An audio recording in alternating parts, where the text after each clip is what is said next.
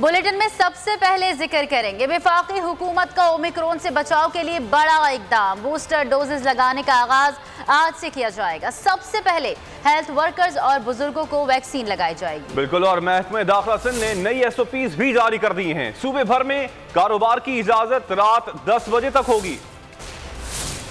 अवाम को कोरोना की नई किस्म ओमिक्रॉन से बचाने का मिशन, हुकूमत ने आज से बूस्टर डोज लगाने का फैसला कर लिया। महकमा दाखिला से ने नई SOPs जारी कर दी। हुकूमत ने ओमिक्रॉन से बचाव के लिए बूस्टर डोज लगाने का फैसला कर लिया। सबसे पहले हेल्थ वर्कर्स और बुजुर्गों को वैक्सीन लगाई जाएगी। पहले मरहले में बूस्टर डोज लगवाना लाजमी नहीं होगा। सिंध हुकूमत ने ओमिक्रॉन से बचाव के लिए SOPs जारी कर दी। सूबे भर में कारोबार की इजाज़त रात 10 बजे तक होगी। कराची में 70% इंडोर डाइनिंग की इजाज़त होगी। C कैटेगरी में शामिल जिला के होटलों में 50% नशिस्तें खाली रखनी होंगी। C कैटेगरी में शामिल जिला में 300 अफराद से जायद के इंडोर इज्तिमा पर पाबंदी होगी। लाड़काना, मीरपुर खास, हैदराबाद में 300 अफराद से जायद की तकरीब ममनू होगी। पार्क, मज़ारात और सिनेमा घर SOPs के साथ खुले रहेंगे। तमाम तालीमी इदारों में सरगर्मियाँ बहाल रहेंगी।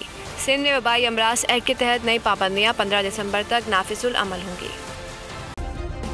सब्सक्राइब करें और बेल दबाएं ताकि कोई खबर रह न जाए।